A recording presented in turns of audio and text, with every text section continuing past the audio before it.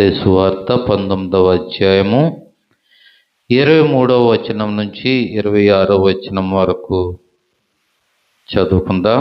యేసు తన శిష్యులను చూచి, ధనవంతుడు పరలోక రాజ్యములో ప్రవేశించుట దుర్లభమని మీతో నిశ్చయముగా చెప్పుచున్నాను. ఇది గాక ధనవంతుడు పరలోక రాజ్యంలో ప్రవేశించుట కంటే సూది బెజ్జములో ఒంటె దూరుట సులభమని మీతో చెప్పుచున్నానెను. శిష్యులు ఈ మాట విని మిక్కిలి ఆశ్చర్యపడిరి. అలాగైతే ఎవడు రక్షణ పొందగలడని అడగగా, యేసు వారిని చూచి, ఇది మనుష్యుల సాధ్యమే గాని దేవునికి సమస్తము సాధ్యమని చెప్పాను. దేవుడు తన పరిశుద్ధ వాక్యాన్ని దీవించునుగాక.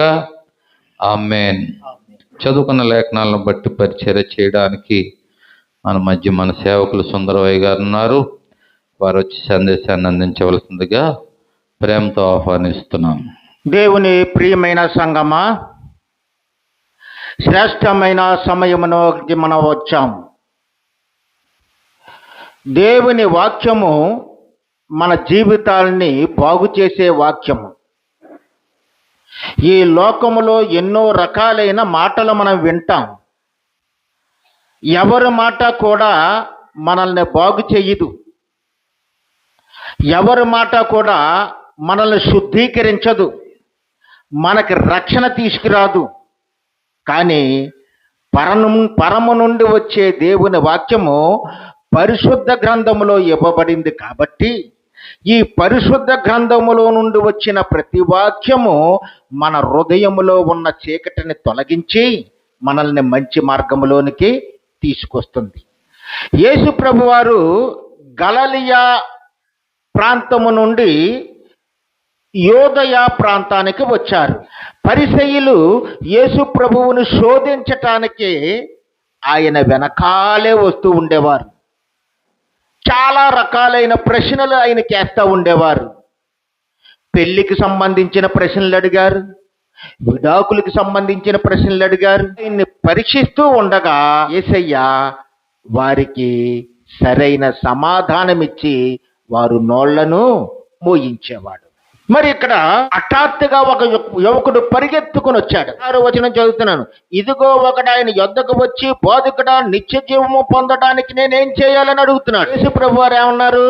నీ ధనము నమ్మి పేదలకిచ్చి నువ్వు నన్ను వెంబడించు, ఫాలో మీ. నీకు సత్య మార్గము తెలుస్తుంది, నీకు పరలోక మార్గము తెలుస్తుంది. నువ్వు ఎవరితోటి వెళ్ళినా వాడు రికార్డింగ్ డ్యాన్సుల దగ్గరికి తీసుకెళ్తాడు. ఎవరితోటి వెళ్ళినా వాడు మందు కొట్టుల దగ్గరికి తీసుకెళ్తాడు. ఎవరితోటి వెళ్ళినా వాడు చేయకూడని చెడ్డ పనులు చేసే చోట్లకి నిన్ను తీసుకెళ్తాడు. నువ్వు నాతో వస్తే నీ జీవితం మారిపోద్ది, నీకు మోక్ష మార్గం పరలోక మార్గం తెలుస్తుంది, రా నన్ను వెంబడించు అన్నాడు. అప్పుడు ఆ యువకుడు మిక్కిలి ఆస్తిపరుడు కాబట్టి వ్యసన పడుతూ వెనక్కి తిరిగి వెళ్ళిపోయాడు. తర్వాత శిష్యుల వైపు తిరిగి ఆయన ఒక మాట మాట్లాడుతున్నాడు. ఆ మాట చాలా ముఖ్యమైన మాట. 23వ వచనం చూడండి. యేసు తన శిష్యులను చూచి, ఎవరిని చూశాడండి? ఆయన శిష్యులను చూచి ఏమంటున్నాడు? ధనవంతుడు పరలోక రాజ్యములో ప్రవేశించుట దుర్లభమని మీతో నిశ్చయముగా చెప్పుచున్నాను. ధనవంతుడు పరలోక రాజ్యములో ప్రవేశించుట కంటే సూది బెజ్జములో ఒంటె దూరుట సులభమని మీతో నిశ్చయముగా చెప్పుచున్నాను అంటున్నాడు. నిశ్చయముగా అనే మాట అర్థం ఏమిటంటే ట్రూలీ అని ఇంగ్లీష్లో అర్థం. ట్రూలీ అంటే నిజముగా. ఇదిగో శిష్యులారా, నేను మీకు ఒక నిజాన్నే చెబుతున్నాను. ఇక్కడ ధనవంతుడు పరలోక రాజ్యము వెళ్ళటము కష్టము అంటున్నాడు దేవుడు. వాళ్ళకున్న ధనమును బట్టి, వాళ్ళు పొందిన సుఖమును బట్టి, సౌఖ్యమును బట్టి వాళ్ళు ఏం చేస్తారంటే ఆ విచ్చలవిడితనం వైపే పోతారు తప్ప మంచి మార్గాల వైపు వారు రారు. మరి ఈ మాట చెప్పినంటనే శిష్యులు వాళ్ళు అంటున్నారు, 25వ వచనం చూడండి. శిష్యులు ఈ మాట విని మిక్కిలి ఆశ్చర్యపడి, అలాగైతే ఎవడు రక్షణ పొందగలడని అడగగా, ప్రభువా, నువ్వు ధనవంతులనేమో ఇలాగంటున్నావు, వాడేమో ముఖం మార్చుకుని పోతున్నాడు. అసలు మనతోటి ఎవడొస్తాడు నువ్వు ఇలాగంటా ఉంటుంటేని? అంటే సత్యము చెప్పేవాడు దగ్గర ఎవరో ఉండలేరు. మనుషులందరికీ ఏది బాగా ఇష్టం? అబద్ధాలు చెప్పటం ఇష్టం. చూడండి, అబద్ధాలు చెప్పేవాడికి ఎక్కువ మంది స్నేహితులు ఉంటారు. ఉన్నది ఉన్నట్టు మాట్లాడి ముఖం మీద మాట్లాడేవాడికి స్నేహితులు ఎవరు ఉండరు. ధనవంతుడు పరలోక రాజ్యం వెళ్ళటం కష్టమని యేసు ప్రభువారు చెబితే శిష్యుల దృష్టిలో అది పెద్ద తప్పుగా కనపడింది. ఎందుకు? యూదులందరూ కూడా ధనవంతుల్ని దేవుడు ఆశీర్వాదాలు పొందినవారు అని నమ్ముతారు. మనము కూడా అనుకుంటాం కదా, అయ్యే దేవుడు అని అలాగ ఆశీర్వదించేస్తున్నాడు అనుకుంటాం. మనకున్న ఆలోచన వాళ్ళకే ఉంది. ఒక మనుష్యుడు ఎక్కువ ధనమును, ఎక్కువ ఘనతను, ఎక్కువ భూమిని, ఎక్కువ సంపదను కూడగట్టుకుంటే ఆ ప్రాంతంలో ఉన్న ప్రజలు ఏమనుకునేవారంటే, ఈయన్ని దేవుడు భలేగా ఆశీర్వదించాడురా, దేవుడు బాగా దీవిస్తున్నాడురా అనుకునేవారు ఆ ప్రాంతంలో ఉన్నవారు. మరి అలాంటిది ఆలోచన అక్కడున్న యూదులలో ఉంది. అంతేకాకుండా వారి యొక్క ధర్మశాస్త్రము కానీ, వారి యొక్క జ్ఞాన సాహిత్యాలు, కీర్తనలు, సామెతలు ఇలాంటి వాటిలో కానీ వారు రాసుకున్న రాతల్లో ఇదే అభిప్రాయము రాయబడి ఉంది. ఏ అభిప్రాయం అంటే, ధనవంతుడు దేవుని కృప పొంది ఎంత హెచ్చు స్థితికి వచ్చేశాడు, పేదవాడు దేవుడు శాపం పొందాడు, వాడు చేసిన పాపాన్ని బట్టి ఇప్పుడు కూడా పేదరికంలో బ్రతుకుతున్నాడని వాళ్ళు నమ్ముకునేవారు. మనుషులు ఎప్పుడు కూడా పై పై రంగుల్ని, పై పై బట్టల్ని, పై పై ఆ మేకప్ని చూసే మనుషుల్ని అంచనా వేస్తారు. కానీ దేవుడు అలా చూసేవాడు కానే కాదు. దేవుడు ఏం చూస్తాడట? మన హృదయాన్ని చూస్తాడు. మనుష్యులు బాహ్య స్థితిని చూస్తే దేవుడు నీ హృదయమును చూస్తున్నాడు. నీ ఆలోచనలు ఎలాగున్నాయి, నీ ప్రవర్తన ఎలాగుంది, నీ క్రియలు ఎలాగున్నాయి, నువ్వు నా ఎదుట ఎలా నడుచుకుంటున్నావని దేవుడు అది మాత్రమే చేస్తాడు తప్ప, నీకున్న ధనము కానీ, నీకున్న పొలములు కానీ, నీకున్న పశువుల మందలు కానీ, నీకున్న బట్టలు కానీ, నీకున్న పట్టు చీరలు కానీ, నీకున్న నగలు కానీ దేవుడు చూడడు. ఇవన్నీ ఎక్కడ వారు పట్టుకుని ధనవంతుడు ఆశీర్వదింపబడుతున్నాడు అనుకున్నారంటే, ద్వితీయోపదేశకాండం 28వ అధ్యాయములో ఆశీర్వాదాలు ఉంటాయి. అలాగే కీర్తనలో అనేక కీర్తనలు, సామెతల్లో అనేక సామెతల్లో ఆశీర్వదించబడిన ధనవంతుల కోసం కీర్తనలు ఉంటాయి. వీటన్నిటిని బట్టి వారు ఒక గుడ్డి నమ్మకం ఏర్పరచుకున్నారు. ఆ నమ్మకం ఏంటంటే, ధనవంతుడికి దేవుడి దీవెన ఉంది, పేదవాడికి దేవుడి దీవెన లేదు. మరి యేసయ్య వారి యొక్క మూఢత్వాన్ని బద్దలు కొట్టడానికి ఈ మాట చెప్పాడు. మీరు అనుకుంటున్నారు ధనము పరలోకానికి తీసుకెళ్తుంది అనుకుంటున్నారా? కానే కాదు. హెబ్రీయులకు రాసిన పత్రికలో ధనమును ప్రేమించకూడదు మనుష్యులు. అక్కడ మోషే ఉన్నాడు. ఐగుప్తు దేశం నుండి ఇజ్రాయేల్ని బయటికి రప్పించిన నాయకుడు. హెబ్రీయులకు రాసిన పత్రిక 11వ అధ్యాయము 24వ వచనాన్ని మనం చూద్దాం రండి. 24వ వచనం ఏమనుంది అక్కడ? మోషే పెద్దవాడైనప్పుడు విశ్వాసమును బట్టి ఐగుప్తు ధనము కంటే క్రీస్తు విషయమైన నింద గొప్ప భాగ్యమని ఎంచుకొని అల్పకాలము పాప భోగము అనుభవించుట కంటే దేవుని ప్రజలతో శ్రమ అనుభవించుట మేలని యోచించి ఫరో కుమార్తె యొక్క కుమారుడని అనిపించుకొనుటకు ఒప్పుకొనలేదు. ఎలయనగా అతడు ప్రతిఫలముగా కలగబోవు బహుమానమందు దృష్టియుంచెను. చూడండి ఇక్కడ ఎంత చక్కని మాట ఉందో. మోషే నైలు నదిలో దొరకబడ్డాడు. ఎవరికి? రాజు యొక్క కుమార్తెకు. ఆమె తీసుకెళ్ళి పెంచుకుంది. అంటే మోషే ఏమయ్యాడు? రాజు కుటుంబంలో దత్తత కుమారుడైపోయాడు. మరి దత్తత కుమారుడికి హక్కులన్నీ ఉంటాయి కదా. ఇప్పుడు మోషే రాజు తర్వాత రాజు లాంటి వాడు. ఆ రాజ్యములో ఉన్న సంపదలన్నీ మోసేవే. ఆ రాజ్యములో సుఖాలన్నీ మోసే అనుభవించవచ్చు. ఆ రాజ్యములో ప్రతిదీ కూడా ఆయన రుచి చూడొచ్చు, అనుభవించవచ్చు, ఆస్వాదించవచ్చు మోసే. కానీ మోసే ఒకటి మాత్రము ఆలోచించాడు. ఏమని ఆలోచించాడంటే, ఐగుప్తు కాదు, దేవుని ప్రజలు నాకు కావాలి. ఈనాడు మీరు కూడా ఇదే ఆలోచన చేయాలి. ఐగుప్తులో ఏముంది? పాపం ఉంది.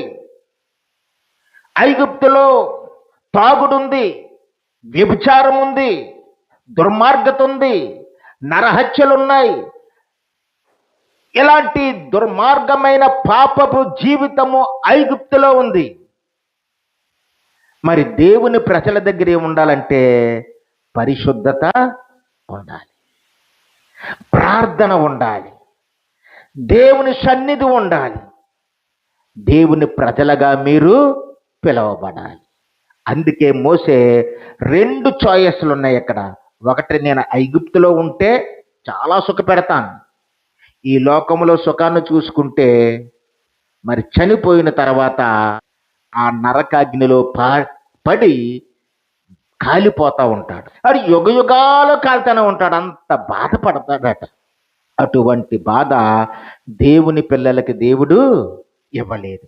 అందుకే ఇక్కడ మోసే అంటున్నాడు కదా, ఐగుప్తు కాదు, నాకు దేవుని ప్రజలు కావాలి. ఈ మోసే ఐగుప్తుని విడిచేశాడు, రాజరికాన్ని విడిచేశాడు, సుఖాన్ని సౌఖ్యాన్ని విడిచేశాడు. ఎక్కడికి వచ్చాడంటే బాధపడే ప్రజల దగ్గరికి వచ్చాడు.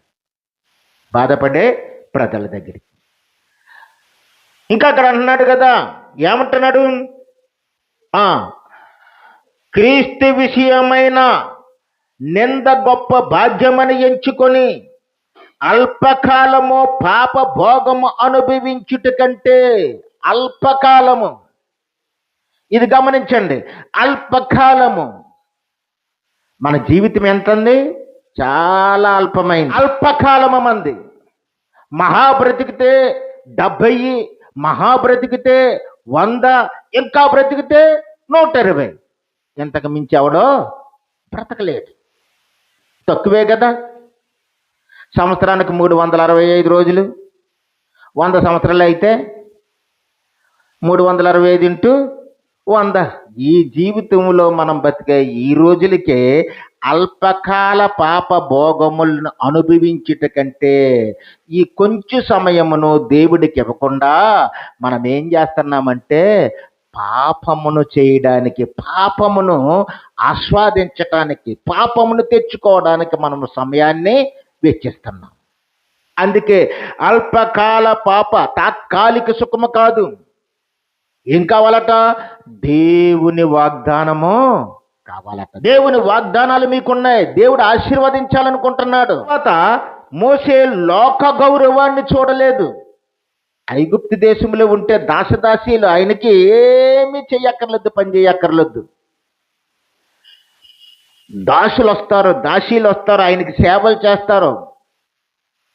రాజుకి ఎలాంటి సేవలు చేస్తారు? ఈయన రాజే కదా. మరి ఈ లోకములో ఉన్న గౌరవాన్ని ఆయన కోరుకోలేదు. క్రీస్తు వలన వచ్చి నింద నాకు గొప్ప భాగ్యము. ఆ నింద నేను ఇప్పుడు పడితే పరలోక రాజ్యములో దేవుడు నన్ను జ్ఞాపకం చేసుకుంటాడు. ఇక్కడ మోసే ధనమును వద్దనుకున్నాడు. యేసు ప్రభు దగ్గరకు వచ్చిన ఆ ధనవంతుడు ఏం కోరుకున్నాడు? నాకు ధనము కావాలి. యేసు ప్రభు నాకొద్దు, ధనమంతా అమ్మేసి ఈయన ఎంత రమ్మంటాడేటి? అని చెప్పి వెళ్ళిపోయాడు. శిష్యులకి చెప్తున్నాడు యేసుప్రభు వారు, వెళ్ళిపోతున్నాడు కదా, ఈ ధనవంతుడు పరలోక రాజ్యములో ప్రవేశించుట కంటే సూది బెజ్జములో ఒంటె దూరుట సులభము అంటున్నాడు. ఆ బట్టలు కుట్టుకునే సూదికి ఎంత కన్నం ఉంటుంది? ఎంత ఉంటుంది. ఆ సూది బెజ్జములో ఏమి దూరుతుందట? ఒంటె దూరు వెళ్ళగలుగుతాడట. కానీ పరలోక రాజ్యానికి ఈ ధనవంతుడు వెళ్ళలేడు. ఎందుకట? ప్రాచీన యెరూషలేములో, యెరూషలేము అనేది ఒక పెద్ద పట్టణం. ఆ పట్టణము చుట్టూని ప్రహారీ గోడ ఉండేది. మన ఇంటి చుట్టూని దొంగలు రాకుండా, జంతువులు రాకుండా, ఇల్లు పాడవకుండా ఏం కట్టుకుంటాం? ప్రహారీ గోడ కట్టుకుంటాం. ప్రహారీ గోడ. ఆ యెరూషలేము చుట్టూ పెద్ద బలమైన ప్రహారీ గోడ ఉండేది. మరి ఆ ప్రహారీ గోడకి పెద్ద పెద్ద గుమ్మాలతో ద్వారాలు ఉండేవి. 12 ద్వారాలు ఉండేవి అని అనుకుంటారు. మరి ఈ 12 ద్వారాలు పెద్ద పెద్ద తలుపులతో ఆయా సమయాల్లో ఆయా పనుల నిమిత్తము తెరిచేవారు. లోపల ఉన్న ప్రజలు బయటికి వెళ్ళేవారు. వారు పనులు చూసుకుని సాయంత్రానికి లోనకే వచ్చేసేవారు. మరి యెరూషలేములో వ్యాపారం చేసుకునే వాళ్ళు ఉంటారు కదా, వాళ్ళు ఏం చేసేవారు? ఒంటెని తీసుకొని ఆ ఒంటె మీద తన వస్తువులను వేసుకొని వ్యాపారంలో, మరి ఈ రోజుల్లో అయితే మనం ఏమేస్తున్నాం? మీకు బాగా జీడిపిక్కలు పండేసేయి అనుకో, ఎవరిని పిలుస్తున్నావు? ట్రక్కుని పిలుస్తున్నావు. ఇలా రాబోయే ఒక 20 బస్తాలు ఉన్నాయి, వేసుకెళ్ళబోయే అని ట్రక్కుని పిలుస్తున్నావు. ఆ రోజుల్లో ట్రక్కులు ఎక్కడ? లారీలు ఎక్కడ? ఆటోలు ఎక్కడ? లేవు. మరి ఆ రోజుల్లో వేటి మీద మోసుకెళ్ళేవారు వీటిని, వస్తువుల్ని? ఒంటెల మీద బయటికి మోసుకెళ్ళి అక్కడ అమ్ముకుని మిగిలినవి తెచ్చుకుంటా ఉండేవారు లోనకి. మరి అలాగే వెళ్ళిన వ్యాపారులు ఒంటెల మీద పెద్ద బరువులు వేసుకుని అక్కడ అమ్మకం చేసి అమ్మగా మిగిలిన బరువుల్ని మరలా వెనక్కి తెచ్చేస్తా ఉండేవారు. ఒక్కొక్క సందర్భంలో వారు లేటుగా వచ్చారనుకో, 6 దాటిందనుకో, వాళ్ళు రావటం లేట్ అయింది, సాయంత్రం 6 అయిపోయింది. 6 అయిపోతే ఆ బొట్లు ఏం చేసేవారు? గబగబా గేట్లు మూసేసేవారు. ఎందుకంటే మరి శత్రువులు వస్తారు కదా, పరాయి రాజులు వస్తారు కదా, అందుకని గేట్లు మూసేసేవారు. అయితే వారు లోపలికి రావడానికే చిన్న ద్వారాన్ని ఒకదాన్ని, యెరూషలేము ప్రాకారానికి చిన్ని ద్వారాన్ని ఒకదాన్ని ఏర్పాటు చేశారు. ఆ ద్వారం పేరే ద ఐ ఆఫ్ నీడిల్. చూస్తే అది చాలా చిన్న ద్వారం. లోనకి పంపించాలి ఒంటిని. ఒంటి మీద ఏముంది? ఇంకా మిగిలిపోయిన సరుకుంది. ఇప్పుడు ఒంటి మీద ఉన్న బరువును దించి కింద పెట్టాలి. ఈ ఒంటె మన స్వభావముతో కూడుకున్న రూపముగా యేసు ప్రభువు ఇక్కడ చూపిస్తున్నాడు. ధనవంతుడు ఈ ఒంటె స్వభావాన్ని కలిగి ఉన్నాడు. ఎలాగా? ధనవంతుడే కాదు, మనందరం కూడా. యేసు ప్రభువు అంటాడు, ఆయన ఏమని అంటున్నాడు మనల్ని? మత్తయి సువార్త 11:28 ప్రయాసపడి భారము మోసుకొనుచున్న సమస్త జనులారా నా యొద్దకు రండి, నేను మీకు విశ్రాంతిని ఇస్తాను. ప్రతి మానవుడు పాపమనే భారమును మోస్తున్నారు, పాపమనే బరువును మోస్తున్నారు. ఆ పాపమనే బరువుతో వంగిపోయి కృంగిపోయి ప్రయాసతో బతుకుతున్నాడు. ప్రభు అంటున్నాడు, నీ పాపాన్ని నీ అంతట నువ్వు తొలగించుకోలేవు. నీ పాప భారము చాలా గొప్పది, నువ్వు తొలగించుకోలేవు. నువ్వు నా వద్దకు రా, నువ్వు నా దగ్గరికి రా, ఆ పాపాన్ని దించుకో. కిందకు దించిన తర్వాత మరి ఒంటెని లోనకి పంపిస్తున్నాడు. ఇది లోనకి వెళ్తుందా? వెళ్ళదు. ఎందుకు వెళ్ళదు? ఒంటె కాళ్ళు పొడవగా ఉంటాయి, ఒంటె మెడ పొడవుగా ఉంటుంది. ఒంటె మెడ చాలా పొడవు ఉంటుంది కదా, పొడవు ఉంటుంది. ఇతను ఏం చేశాడంటే ఒంటెను మోకరింపచేశాడు. పాపులమైన మనము మన పాప భారాన్ని దించేసుకోవటమే కాదు, ప్రభువు చెంతకొచ్చి మనము మోకరించి, ప్రభువా నన్ను నా పాపము నుండి కాపాడు అని మోకరించాలి. 95వ కీర్తన, మనలను సృజించిన యెహోవా సన్నిధిని మోకరించదము. అంటే ఇక్కడ ఏం చేసింది? మోకరించింది. యెరూషలేములోకి వెళ్ళాలంటే మోకరించాలి. మూడవదిగా ఏంటంటే మెడ పైకొందే, లోపలికి వెళ్ళాలంటే మెడ అడ్డుకుంటుంది. ఇక్కడ అర్థం ఏమిటంటే గర్వం. మనలో ఏముంటుందండి? గర్వం. ఎవడైతే గర్వంతో ఉంటాడో ఆడు కన్ను మిన్ను కాకుండా ఎలాగ మెడ పైకెత్తుకుని ఎవరిని లెక్క చేయకుండా వెళ్తూ ఉంటుంటారు. గర్వం. అందుకే సామెతలు 29:23, ఎవని గర్వము వానిని తగ్గించును, వినయ మనస్కుడు ఘనతనుందు. నీలో గర్వం ఉందంటే ఆ గర్వము నిన్ను తగ్గించేస్తుంది. జాగ్రత్త. మనం ఎంతటి వాళ్ళమైనా బలముందని, ధనముందని, ఘనముందని, కులముందని, అదుందని, ఇదుందని గర్వపడొద్దు. గర్విష్ఠుల్ని దేవుడు అణిచివేస్తాడు. ఇప్పుడు ఒంటె మెడ పైకి ఎత్తుంది, ఆ ద్వారములో నుండి దూరలేని స్థితిలో ఉంది.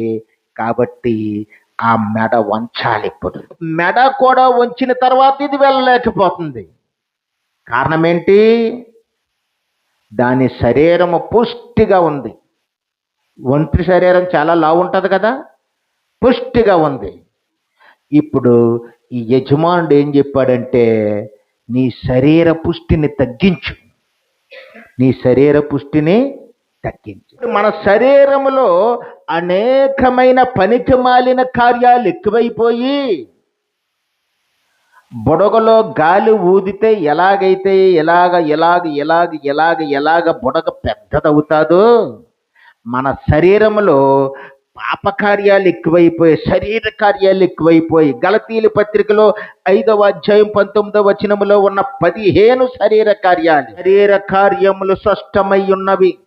అవేమనగా జారత్వము, అపవిత్రత, కాముకత్వము, విగ్రహారాధన, అభిచారము, ద్వేషములు, కలహములు, మత్సరములు, క్రోధములు, కక్షలు, భేదములు, విమతములు, అసూయలు, మత్తతలు, అల్లరితో కూడిన ఆటపాటలు మొదలైనవి. ఇవి 15 శారీరక కార్యాలు మనలో ఉండి ప్రతి పాపమును బట్టి ఇదేం చేస్తుందట? మన శరీరం యొక్క స్థితిని పెంచేస్తుంది. పాపమున మనల్ని ఏలనివ్వకూడదు. ఆ ధనవంతుల్లో కూడా ఇవన్నీ ఉన్నాయి.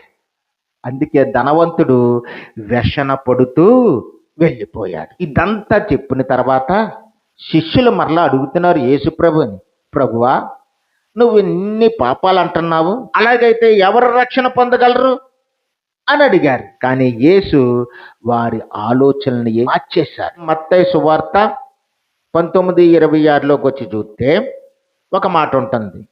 యేసు వారిని చూచి, ఇది మనుష్యులకు అసాధ్యమే గాని దేవునికి సమస్తము సాధ్యము అని చెప్పాను. ఇది మనుషులకు అసాధ్యమే, ఇది అంటున్నాడు. ఇక్కడ అర్థం ఏమిటంటే రక్షణ. ఇది అనే మాటకు అర్థం ఏమిటంటే రక్షణ లేకుండా పరలోక రాజ్యం ఎవడు రాలేడు. ఈ ధనవంతుడు శరీర కార్యాలు మొత్తంగా వదిలిపెట్టేసి ప్రభువు వెంట వెళ్ళడానికి ఇష్టం చూపలేదు. అక్కడ 2 పాయింట్లు ఉన్నాయి. ఒకటే, దేవుడు కావాలా, ధనం కావాలా. చాలామంది దేవుడు కావాలి, ధనం కావాలంటారు. కుదరదు అది. అయితే దేవుడు అన్నవాలా, లేకపోతే ధనం అన్నవాలా. మరి ఒకటే చాయిస్ ఉంటుంది. మరి ధనవంతుడు మరి ధనమును ఎంచుకొని వెళ్ళిపోవటం జరిగింది. అతను రక్షణను పోగొట్టుకున్నాడు. రక్షణ ఎందుకు అవసరం? మానవులు పాపులు కాబట్టి. వాక్యం అంటుంది రోమిలికి రాసిన పత్రిక 3వ అధ్యాయం 23వ వచనంలో అందరూ పాపులే అంటుంది. ఎఫెసీయులకు రాసిన పత్రిక 2వ అధ్యాయము 8-9 వచనాలు ఏమని చెప్తున్నాయో చూసి ముగించుకుందాం. మీరు విశ్వాసము ద్వారా కృపచేతనే రక్షింపబడి ఉన్నారు. ఇది మీ వలన కలిగినది కాదు. మంచి పనులు చేసి నేను రక్షణ పొందుదారు అనుకుంటే, పరలోకం వెళ్దారనుకుంటే, ఆ మంచి పనులు నిన్ను పరలోకానికి తీసుకెళ్ళవు. మరి ఏది పరలోకానికి తీసుకెళ్తాయి, ఏది నరకం నుండి నిన్ను తప్పించగలుగుతుందంటే క్రీస్తు నీ కొరకు కాచిన ఆ రక్తమే. ఆ రక్తము ద్వారా నువ్వు కడగబడాలి. కడగబడినప్పుడు నువ్వు రక్షణ పొందుతావు. రక్తము చిందించకపోతే పాప క్షమాపణ లేదు. అందుకే యేసు ప్రభు గొర్రె పిల్లగా వధించబడ్డాడు. కలవరి శిలువలో రక్తమును నీ కొరకు నా కొరకు కాచాడు ఆయన. ఇప్పుడు యేసు చేయబోచున్న రక్షణ కార్యం మనందరికి సంబంధించిన కార్యం. కాబట్టి ప్రభు ఏమని చెప్తున్నాడంటే, ఇది మనుషులకు అసాధ్యమే కానీ దేవుడికి సాధ్యమే. ఎలా సాధ్యం? నన్ను పంపాడు కదా, నేను సిలువెక్కుతాను కదా, మీ అందరి కొరకు మీ పాపాలు నా మీద వేసుకుని నేను బలియాగముగా నా ప్రాణాలను ఇస్తాను కదా, తిరిగి 3వ దినమున లేస్తాను కదా. మనుషులకి అసాధ్యమైనది దేవుడు సాధ్యపరచగలడు. లోకం ఏం చేయాలంటే ప్రభు వైపు చూడాలి, రక్షణ పొందాలి. ధనవంతుడు రక్షణ పొందకుండా పోయాడు, తన పాపాన్ని ఒప్పుకోకుండా పోయాడు. యోహాను సువార్త 3వ అధ్యాయం 16వ వచనం అందరి కొరకు చెబుతుంది. ఏమంటుంది? దేవుడు లోకమును ఎంతో ప్రేమించాడు. ఆ లోకములో నువ్వున్నావు, సమూయేలు ఉన్నాడు, ఆ లోవరాజు కుశరాజు ఉన్నాడు. మిమ్మల్ని ప్రేమించాడు దేవుడు. రండి, ఆ పాపపు మార్గం విడిచిపెట్టండి అంటున్నాడు దేవుడు. దేవుడు లోకమునెంతో ప్రేమించిన కాగా తన అద్వితీయ కుమారునిగా పుట్టిన వాని యందు విశ్వాసముంచు ప్రతి వాడును నిత్య జీవము పొందినట్లు ఆయనను అనుగ్రహించాను. ఎవరిని అనుగ్రహించాడు? దేవుడు మనల్ని అందరినీ ప్రేమించి, అరే మీరింక బలులు అర్పించక్కర్లేదు, అక్కడికి ఇక్కడికి వెళ్ళక్కర్లేదు, మీరు యేసు ప్రభు వైపు చూడండి, చూసి ఆయన ఇచ్చిన రక్షణ పొందండి. ఆయన్ని మీకు ఇస్తున్నాను, రక్షణకర్తగా ఇస్తున్నాను అని చెప్పి ఆయన ద్వారా మీరు నిత్య జీవానికి రాగలుగుతారు అంటున్నాడు. ఇక్కడ నిత్య జీవాన్ని పోగొట్టుకున్న యువకుడు కనపడుతున్నాడు. మీరు ఆ యువకుడిలా ఉన్నారా? ప్రభు ఏమంటో లేదు, నీ పాపాన్ని వదిలిపెట్టు, నన్ను వెంబడించు. నీ హృదయాన్ని మార్చుకో. నీ హృదయంలో చీకటి ఉంది. చీకటి అనగా సాతాను. ఆ సాతాను నీ శరీరాన్ని పాడు చేస్తుంది. ఆ సాతాను నీ ఆరోగ్యాన్ని పాడు చేస్తుంది. ఆ సాతాను నీ డబ్బును పాడు చేస్తుంది. ఆ సాతాను నీ కుటుంబాన్ని పాడు చేస్తుంది. నీ ద్వారా అనేక మంది పాడవుతున్నారు. నువ్వు నీ హృదయంలో ఉన్న సాతానుని చీకటిని తొలగించుకోవాలంటే రా, నన్ను వెంబడించు అంటున్నాడు. మరి నిత్య జీవం కావాలంటే మరో మార్గం లేదు, యేసు ద్వారానే నీకు నిత్య జీవం. చిన్న ప్రార్థన చేసి ముగించుకుందాం.